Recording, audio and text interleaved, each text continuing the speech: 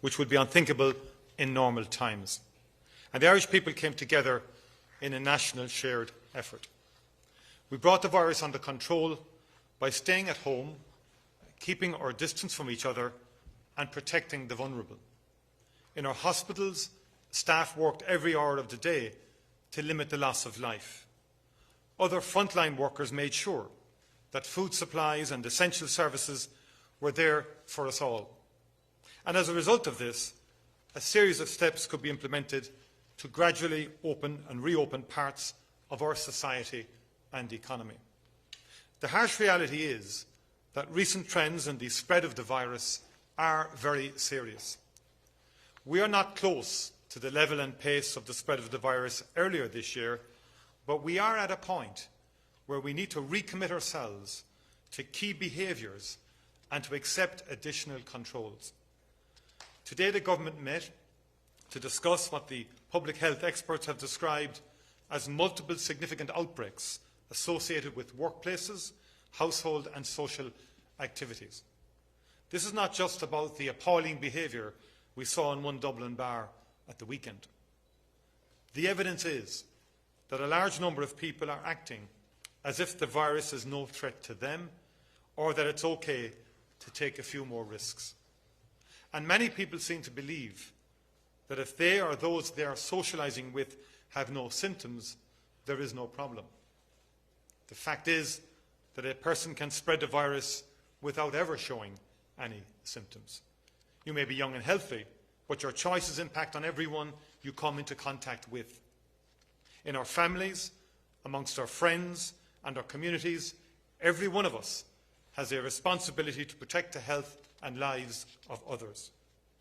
Yes, we have been successful in keeping the number of deaths low, but if the current increase continues, it will be impossible to stop the spread of the virus to our most vulnerable and most compromised. And the virus is as deadly today as it was before. Until there is a vaccine, we have to keep our guard up. We have to suppress the virus in order to progress further as an economy and as a society. And that is why we have agreed to introduce a number of changes in current guidance and regulations following advice from INFIT. We are significantly tightening key restrictions for the next 3.5 weeks to September the 13th. Because the spread of the virus is increasing across a wide range of settings, these restrictions will impact on most of us. It is advised that all businesses should continue to facilitate remote working where possible. All visits to homes will be limited to 6 people from outside the home and from no more than 3 households, both indoors and outdoors. Outdoor gatherings will be limited to 15 people. Restaurants and cafes, including pubs operating as restaurants, can remain open, but with mandatory restrictions on closing times of 11:30 p.m. Sports events and matches will revert to behind closed doors, with strict avoidance of social gatherings before and after events. Indoor and outdoor training should follow the 6 indoor and 15 outdoor guidance. Public transport should be avoided where possible. In the context of private transport, the wearing of face masks is advised where households are mixed. All state bodies with responsibility for monitoring, inspection and compliance will intensify activities on an integrated basis. For over 70s and those who are most vulnerable will be asked to exercise their individual judgment to limit their interactions to a small network for short periods, to avoid public transport where possible, and to shop during designated hours. The Ministers for Health and Justice, along with the Attorney General, are considering the introduction of legislation to give additional powers to the Gardaí and agencies to enforce public health measures. The Government also agreed today to finalise and publish a roadmap for resilience and recovery before September the 13th. And this will map out how we balance public health, economic and social aspects of living with COVID-19 in the short to medium term ensuring that our society and economy remains open while suppressing the spread of the virus. Throughout Europe and the wider world, people are seeing that COVID-19 will not simply disappear. We're absolutely not at a stage where we can return to normality. Individually and together, we have to act as if the virus is present wherever we are and to act accordingly. We are at another critical moment. If we want to limit the number of people who get seriously ill or die because of the virus, we need to follow these public health measures. And for those who are asking if the controls are really worth it or if we are somehow overreacting, I ask you to remember something. 2,332 people have lost their lives on this island. Many thousands more were seriously ill and saved by incredible professionals working under immense strain. We can't go back.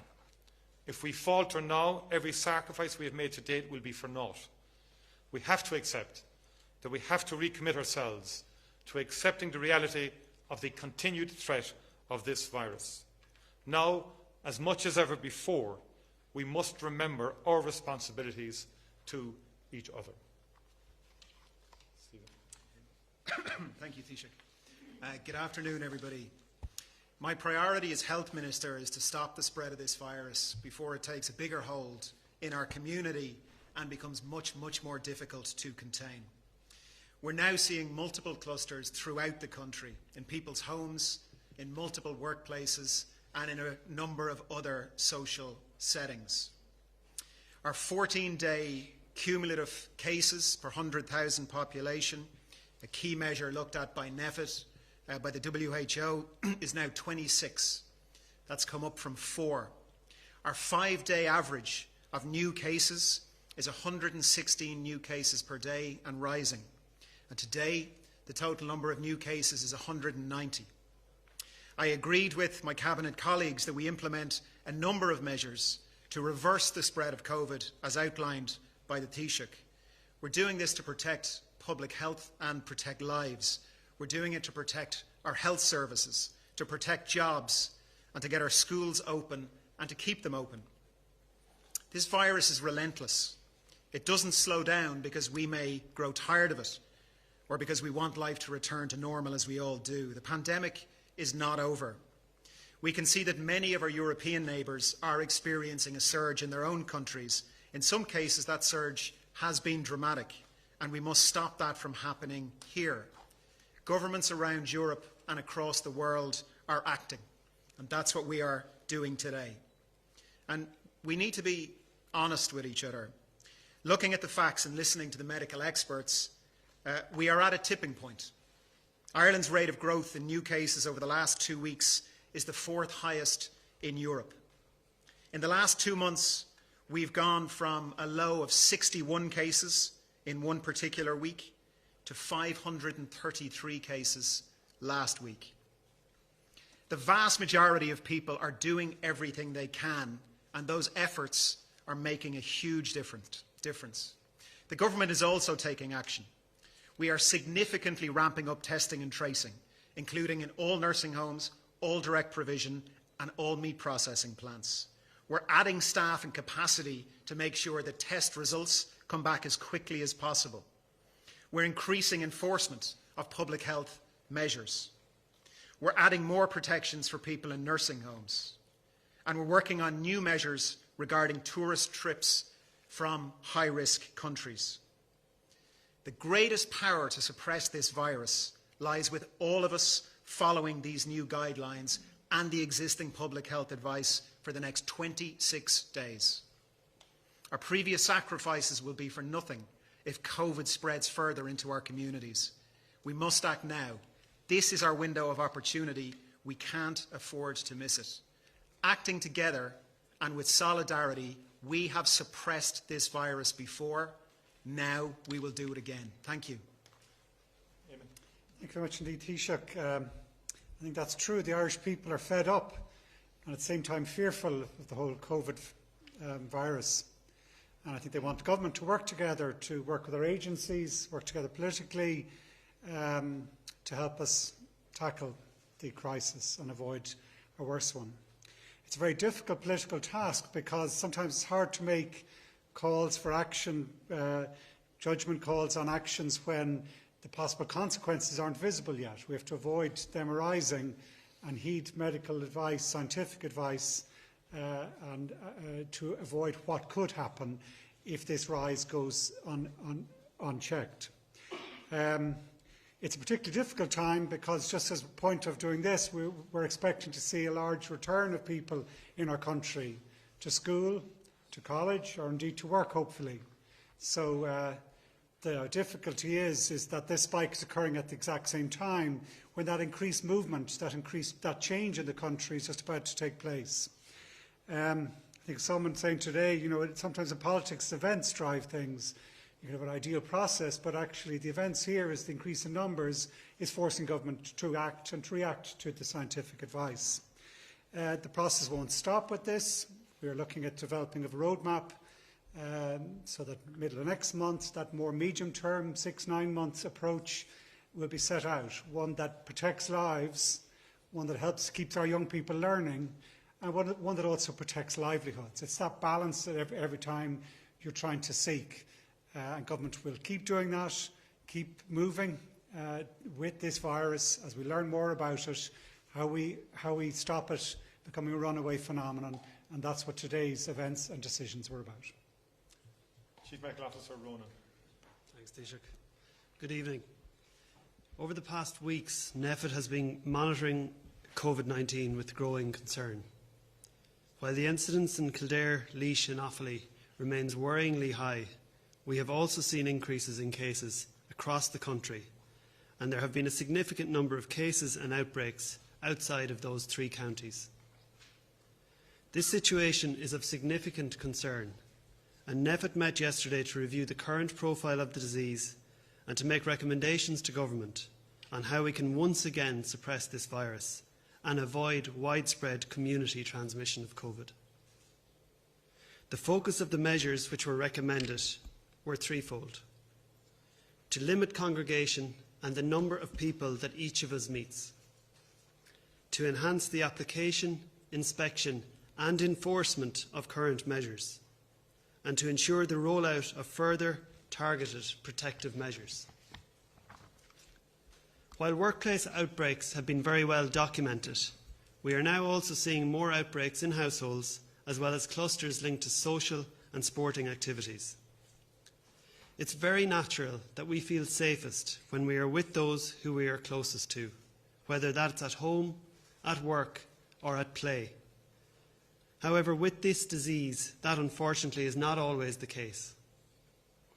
62% of cases in the last 14 days have been linked to close contact with a confirmed case. This means that we must be extra vigilant when socialising with our friends and family, and we must not forget the safe behaviours that were so successful in flattening the curve through May and June. This virus is not tired, even if we are. The measures that have been recommended today place a lot of responsibility on each of us as individuals to make choices about how we behave and how we interact with one another. But this is a collective problem, and it requires collective action.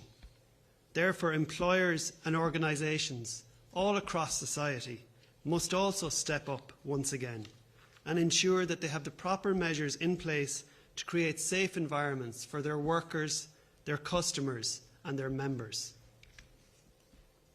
As we learn to live with this disease, we must strike a balance between enjoying our lives and behaving responsibly.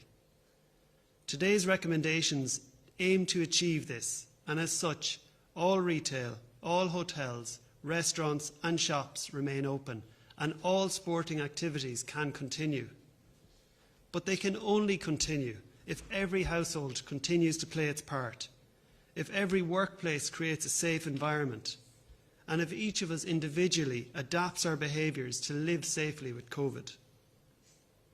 We all want to keep our loved ones safe, to protect the most vulnerable, to protect our health services, and to ensure that all of our children get back to school over the coming weeks.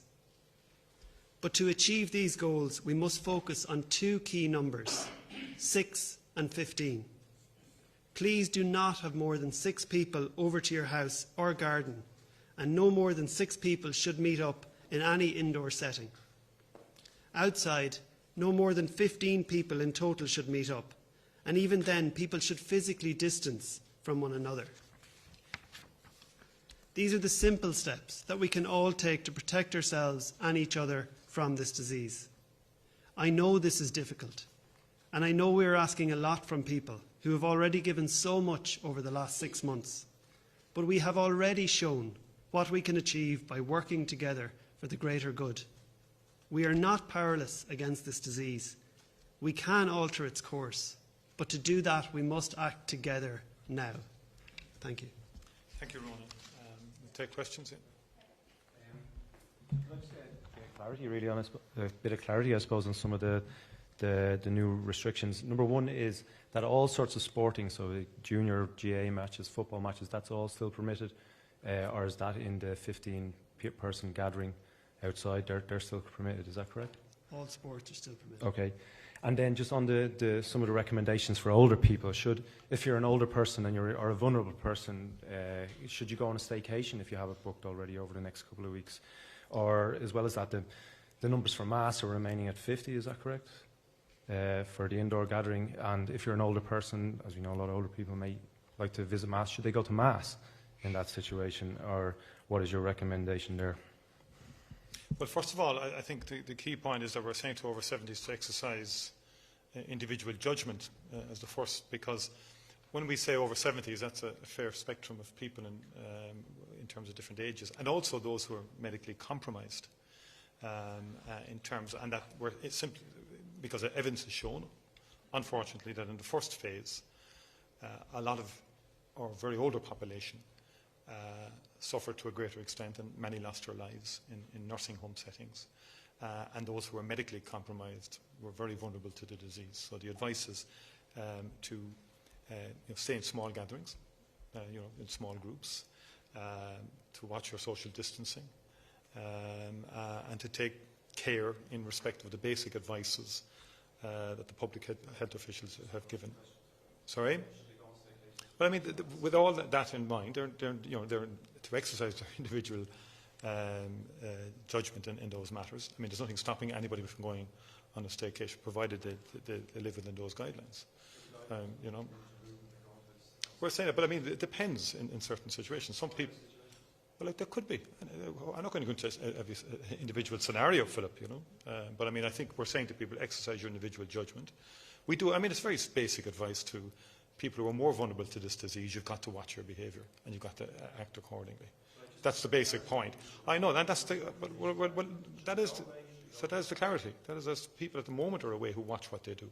I was on the phone earlier today with people who left certain gatherings because they were too crowded for them. They were not comfortable in those gatherings, so they exercised their independent discretion and judgment, and they left those gatherings. And so people will make these decisions on an ongoing basis. And we all make them in terms of events or gatherings that we want to go to or do not go to or choose not to go to. Yeah.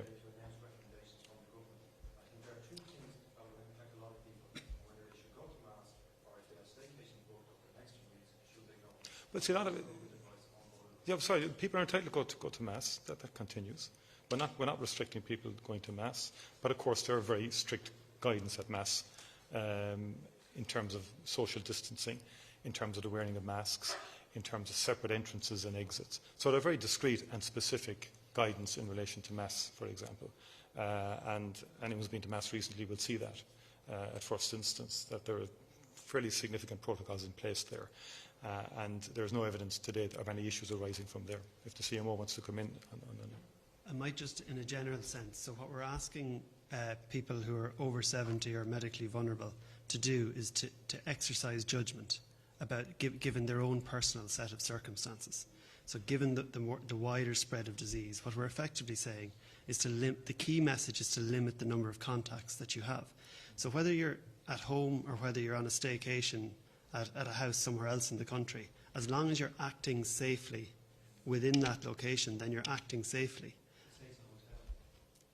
So at the moment, we wouldn't be recommending that someone would go to a hotel, because we're specifically asking people to limit their contacts. So obviously in a hotel, it's more difficult to limit the number of people you come into contact with.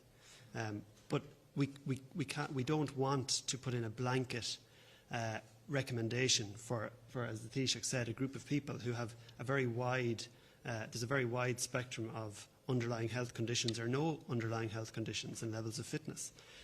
So what we're asking people to do is to exercise caution. The trajectory of the disease is going in the wrong direction.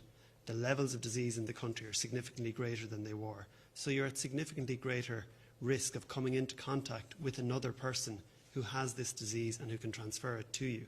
So what we're saying in that regard is still go out for exercise, still meet with people, but limit that network. Again, Mass hasn't changed, but if you're going to Mass, then stay physically distanced, stay 2 metres away from other people, wash your hands before you go, wash your hands when you come back, wear a face covering, take all of the other protective measures. Just to clarify, what is the thinking behind limiting gatherings, say in the household, to 6 people and yet allowing up to 30 kids in the classroom? And similarly, what is the thinking behind not allowing social distancing on a school bus, but at the same time urging people to stay away from public transport? And can I ask the Acting Chief Medical Officer, have there been many clusters associated with sporting, and what is the situation in relation to kids' summer camps? And sorry if I may, then one for the Minister for Health. Why is it that we don't have testing up in place in airports yet? Thanks. You want to take the last bit? So in relation to summer camps or training, we're effectively going back to where we were a little bit earlier in the summer. So they can continue on, but try to keep it to a group of 15 and have the same consistent group of 15 children. What we don't want is 30, 50 adults or children coming together and different groups mixing every single day. One of the key elements to this, in whatever age group, is that we have regular networks, small networks. And that's really the key message that we're trying to get out there this evening. And plus, I would just have to stress the fact that we've made it very clear that in terms of a broader context, schools are so important to the individual child, to children in general, to society, to economy as well, that we want our schools to reopen, and our schools will reopen. And as a specific category, we will do everything we possibly can, of course, to reopen the schools safely. But it is a key priority because other factors come into play in terms of the health of children, the mental well-being of children, if they're not at school and don't get the opportunity to go back to attend school on a more regular basis. Would you accept that there's clearly a difference because, if you're saying that 6 people can only be in the house, you're saying 30 kids can be in a classroom, you're saying we shouldn't use public transport. But I understand the agreement was that there doesn't need to be social distancing on a school bus. Well, there will be. There'll have to be work in terms of the school transport, in terms of doing everything we possibly can to make school transport safer. And both ministers will work in relation to that. But there's a difference between, let's be honest here, we're talking about changing behaviour. We're talking about congregated settings. Like the situation, there's been too many house parties that have gone over the guidance, if that's a fact. People's behaviour has changed over time. There's been larger gatherings than would have been the case 6 weeks ago.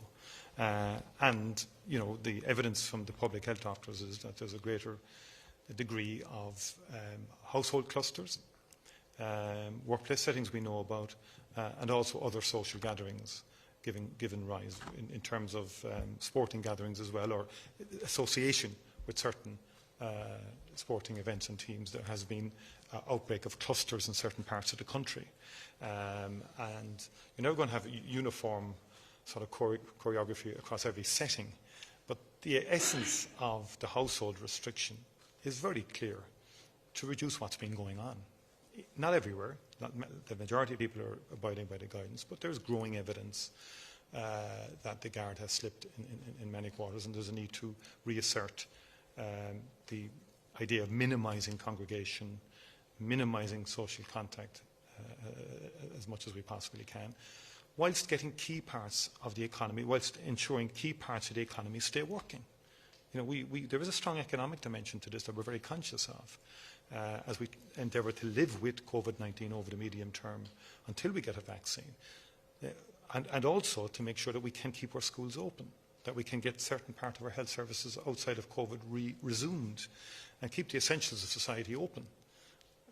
By doing the 6 in the household, it's not about it being contradictory to the schools, but by doing the 6 in the household and the 15 outdoors, we are helping to make sure we can get our schools open, and we're helping to make sure we can protect our vulnerable and protect our elderly, and also making sure we can get more services going. That's the, I think, the raison d'etre behind this. On testing, on airports, Jennifer, there's at least 5 things happening. So we're introducing randomised testing. There's going to be a greater public health presence at the airports. The travel locator form, which is mandatory, is going to be electronic. There's going to be much greater follow-up with people who are filling in the form, which will be everybody. And we're also we're just finalising new restrictions for government to consider around harder preventative measures for tourist trips from high-risk areas.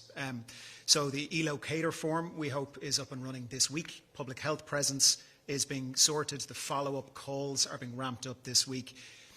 The randomised testing will be happening, but as I think we all understand over the last few weeks, the people running the testing programmes have been focused very much on these very large clusters, on getting the test turnaround times together. And we've now asked them to do a huge increase in serial testing, so all direct provision, all nursing homes and all meat processing plants. So it is still very much part of the plan, but as I'm sure you'll appreciate, the focus has been on the clusters and on the serial testing.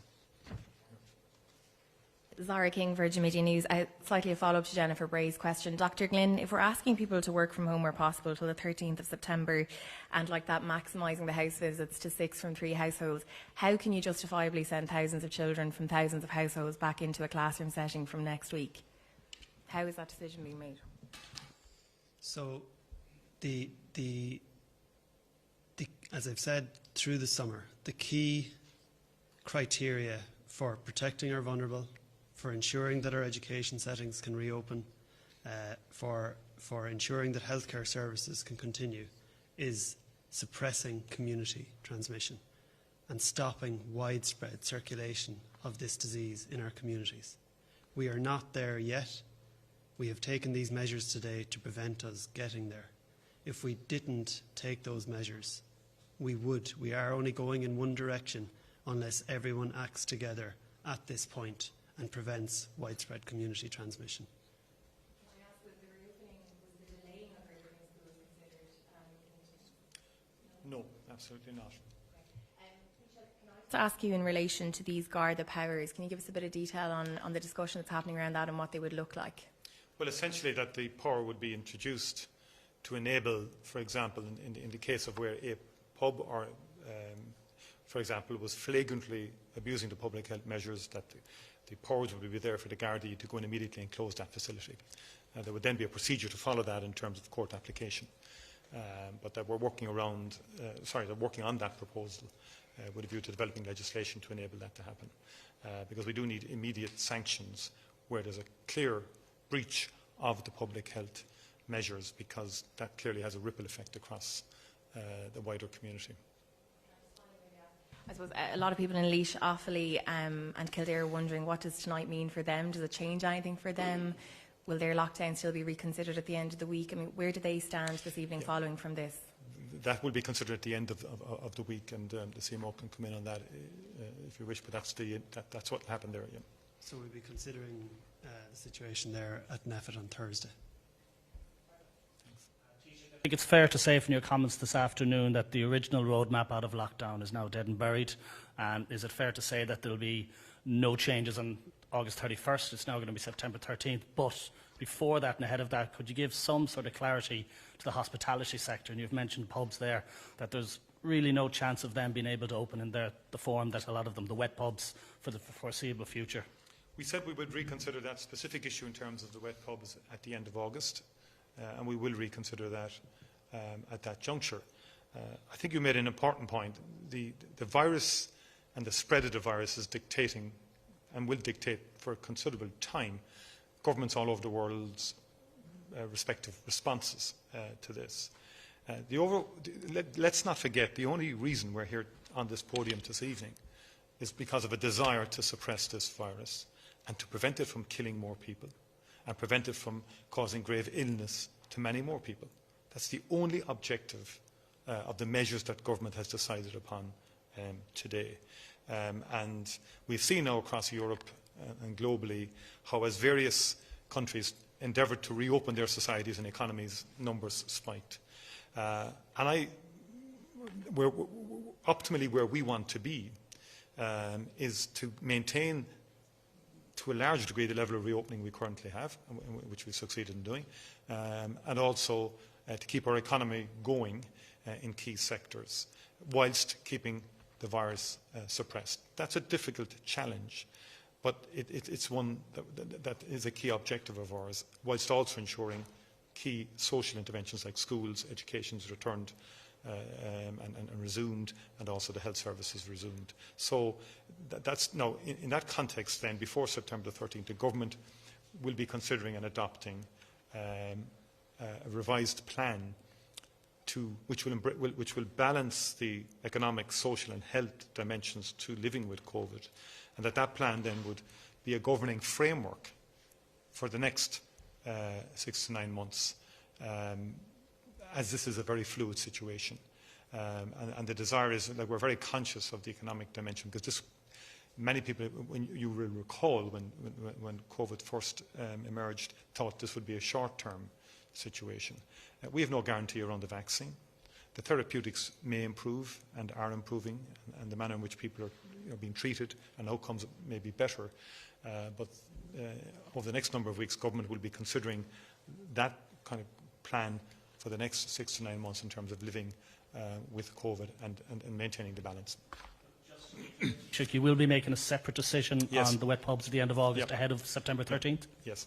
Okay. Well, because we believe all of these issues need to be constantly under review, and we will engage with NFIT in relation to that. And obviously, we learn all the time from what's happening currently in terms of what's open at the moment, and behaviours and so on like that.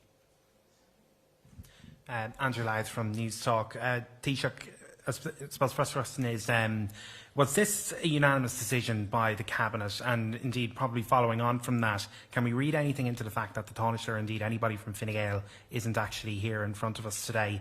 And also, was there any deviation from the Cabinet from the NFIT advice? And Dr. Glynn, is there any, you mentioned that we're starting to see clusters and rising cases across the country. Are there any other counties that are reaching that level of Kildare, Offaly and Laois, at that kind of critical level?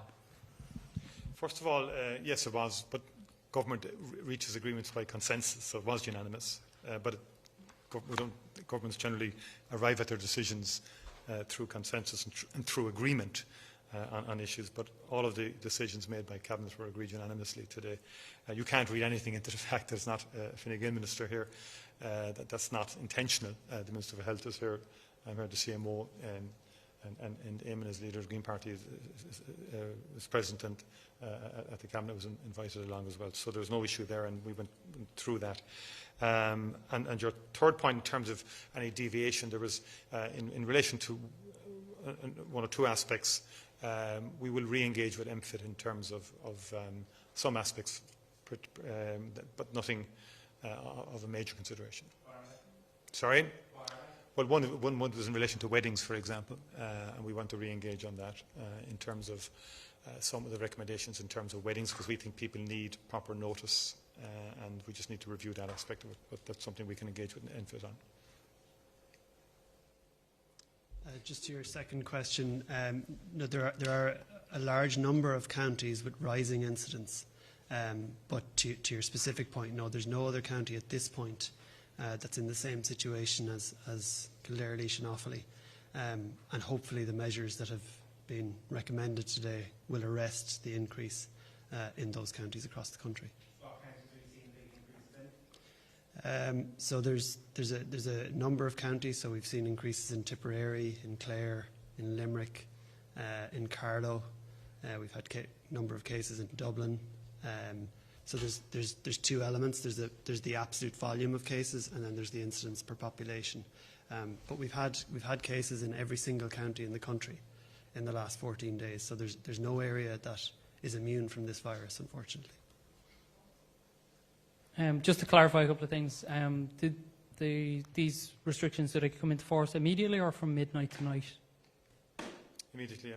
Well, from Dr. Glynn, gyms and cinemas, are they open? The gyms and cinemas, entertainment, they're still open. So gyms are open, yeah. If there's an exercise class going on inside, there should be no more than 6 people at an exercise class. Okay. In terms of the makeup of the clusters that you're seeing, you mentioned sporting events. A lot of people will know now that the recent outbreaks come from direct provision centres, they come from meat factories. In terms of the clusters that you're seeing now, are you still seeing some from the meat factories and direct provision centres, or are they mostly in the places where the restrictions have been imposed in terms of the evidence base for making those decisions? So it's a mixture. So we've had 1,250 cases over the last 14 days.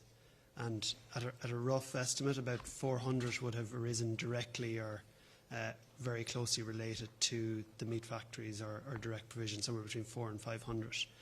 But we're seeing a wide variety of clusters all around the country that may well have been seeded from those, but in many instances we don't have that direct link.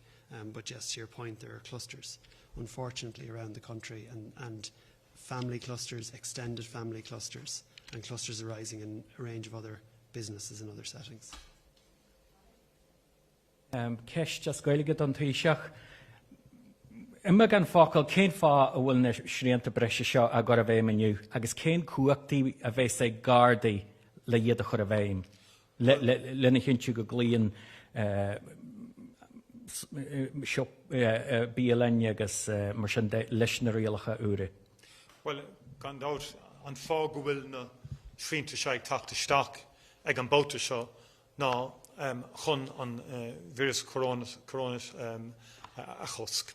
Agus is léir go bhfuil an médaoine leis an vírus ag donna an arda, agus is droscéile sin agus tá míad búrtha faoin méad atá timp na tíre inis, agus tá géargá ann na srianta seo chuirta steach chun chosca chuir leis an méadú sin, agus an scéile athrú go banúsach.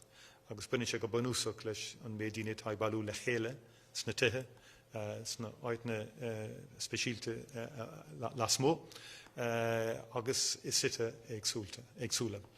So sin an fá go banúsach go bhfuil mé ag tuairta steach na srianta seo. Mar leis le cuachtaí níos breisitas na Gardaí, sé tá gceiste going ná go mbeidh sé chumas na Gardaí tarna beidir atá ag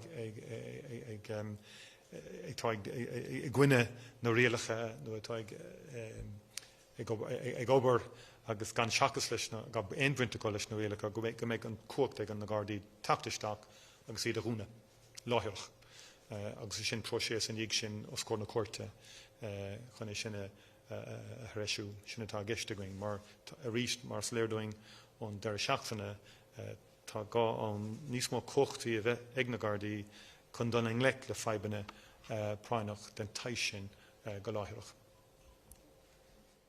Hi, Dan Grenner from the Irish Daily Mail. I have a couple of questions in relation to mixed messaging. So you're asking for people to avoid public transport and to stay at home, while you're also extending the opening of pubs by half an hour. What's the rationale behind that? And do you accept that that's mixed messaging? I have just one more question as well. No, I mean, I don't. You see, different sectors have had different applications, but in terms of, for example, there is a modification there in terms of the government's decision. I think NFIT were anxious to bring back the time, so the government had decided a more reasonable time for restaurants, in particular, would be 11:30, to allow a sitting, the last sitting, to conclude in an orderly manner. But that would be a deadline, then a timeline. That's currently not there in the mandatory sense. So that's the decision there, but it's a modification. It's not. I wouldn't give it the status of mixed messaging. Mixed messaging, ask someone to stay at home while also extending the open hours of pubs. Because that not just a basic contradiction. Well, no, there's many are open later at the moment. This is bringing it back from where it's at the moment. We don't want to close down sectors of the economy. We're not. We're trying to. I gave it. This is a balance between social, health, and economic. And we're very anxious to, and we're very conscious of the economic dimension to this, and also the fact that the hospitality sector is under huge pressure. Of all the sectors, it will remain under pressure because of COVID-19 for quite a considerable period of time. So other sectors like manufacturing, construction and so on, in our view, have a better pathway. But we're very deeply aware of the significant differences that the government is, or the difficulties that the hospitality sector is engaged in. Yeah. So you're asking people to avoid public transport. Does that include the thousands of school children that are going to be getting buses now? No, of course it schools doesn't. are open. Look, I've said schools are exceptional. Look, there's two ways you can look at this. You can try and sort of, put one measure against another measure. The totality of this is about trying to suppress the virus and keep people as safe as possible. As I said earlier, reopening our schools is important to the health of children, to the health of society, to the life chances of those children. And there are logistical issues and challenges that are specific to the education sector that have to be taken on board. That's realism. And that's informing our decision-making in that regard.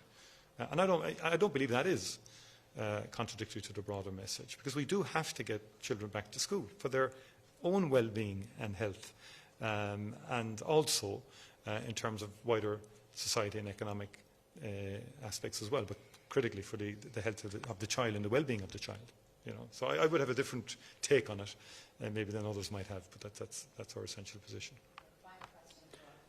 Rob Hanrahan, Jodali. Taoiseach, can I just clarify, when you say sport can continue, is that in its current form, i.e. matches, physical contact, 15 against 15, for example, in Gaelic football or rugby, everything continues as normal, the only change is that spectators who are socially distanced outside can't attend? Yes. Yeah.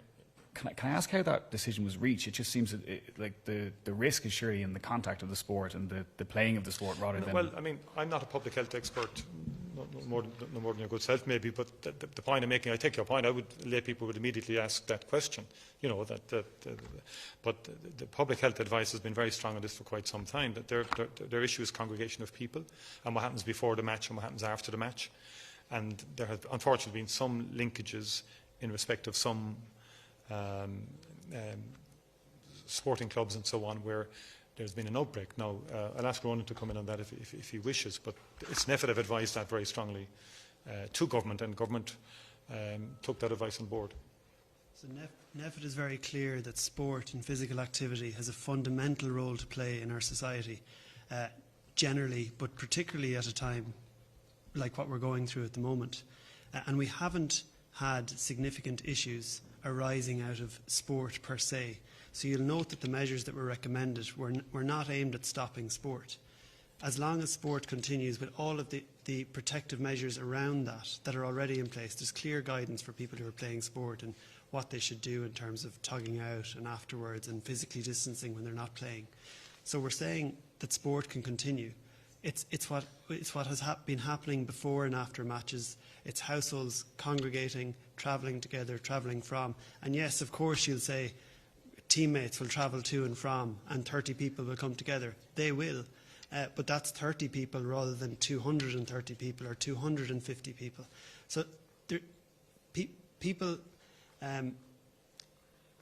it's natural to try to paint each of these things as black and white. And there's no situation where you can be absolutely safe from this disease and this virus unless you stay in your house and meet nobody. And we can't continue on like that. We have to try and open up society safely. But within that, there are a whole range of different measures that you can take to protect yourself in living as normal a life as possible. But where we are with the disease at the moment, we're saying most things can continue, but we want people as much as possible to cut down. The key message is please cut down the number of people that you're coming into contact with. Because if you don't come into contact with, the fewer people you come into contact with, quite simply, the less is your risk of getting this disease and the less is the risk that this is going to escalate and continue on the trajectory that it's on at the moment. I think Robert... Just one more, just for Minister Donnelly, if that's okay. Mr. Donnelly said there's 5 things that will be done now at airports. He said there'll be randomised testing, which we don't have a timeline for, but greater public health presence, travel locator form turning electronic, a much greater follow-up and new restrictions on people from high-risk areas, are they not measures that should already be in place by this stage? No.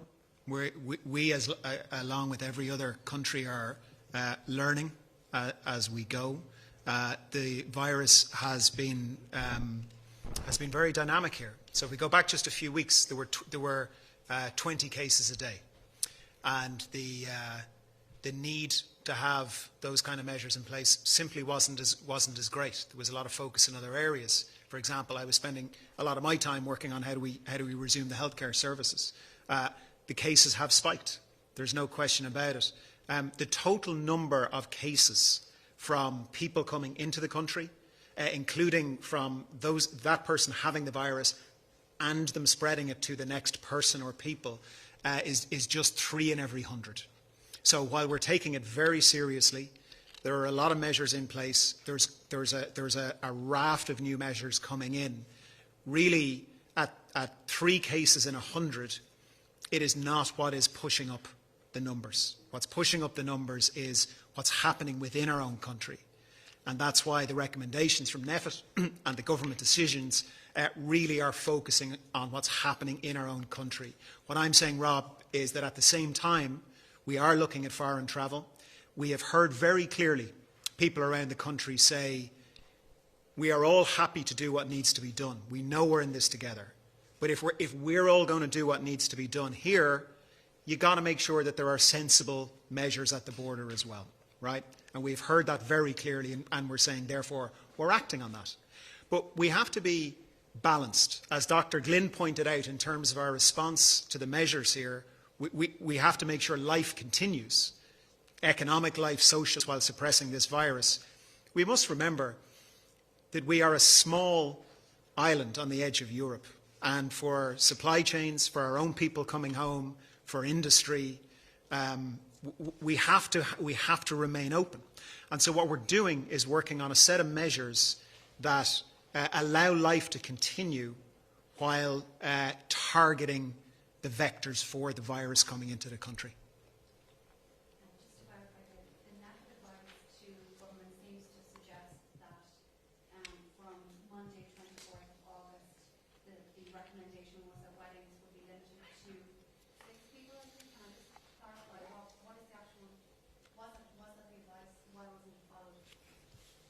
Well, the government decided that we wanted to review that and re-engage on that issue, because we think we have to be fair to people who have wedding plans to the end of the year, and in our view, we just need to rethink that.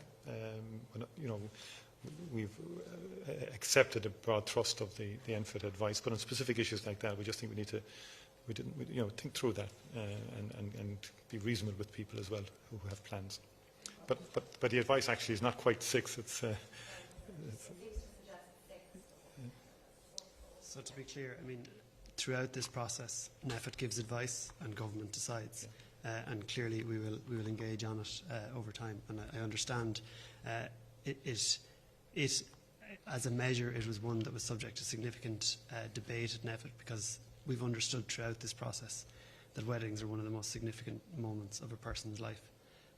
So as I've said earlier, a lot of this isn't black and white, and we have to try and navigate a course, keep people safe, focus on our national priorities, but yet let people live somewhat of a normal life. So basically we had recommended that it would be 6 indoors and 15 outdoors in all settings. If I could just on that and reflect, I suppose, what's going on across the country, people all know this here, that people are actually trying. The vast majority of people are really looking at ways in which we can keep things safe. So that review will be looking to see other ways that could be done where we minimise the risk. And that's why to take some time and to look at those options as part of a wider long-term plan. Sorry? Well, that'll be quickly, yeah. Well, government have not accepted that advice, okay, but the advice was clear that all weddings up to 24th of August, but by then, prior to that, we'll have a decision made. Sorry, my final question is just a follow-up to Jennifer's, just in relation to the weddings, actually. So just to be totally clear then, what is the message, what is the guideline for weddings? How many people can you have? Weddings will continue as they currently are until a further decision is made, yeah. Ron.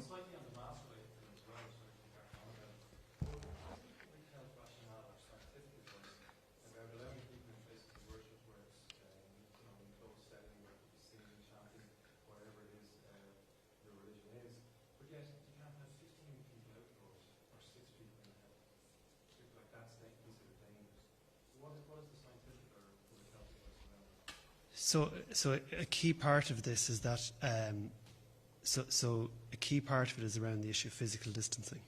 And so 6 people in a house, in a private house, taking all protective measures, including staying 2 metres away from each other, including wearing a face covering, is relatively speaking a safe thing to do. But we know that that's not how people interact. And in fact, to a certain extent, it's not how we can expect people to interact if we're to live with this over the coming months. So going into a private house, there is a level of risk there because you're interacting with people. Okay, the advice is physically distanced, but we know that people slip. So there is a level of risk there. So again, in broad terms, what we're saying to people is to limit your contacts. And there's, however many 100,000 private houses there is around the country, they're a key driver.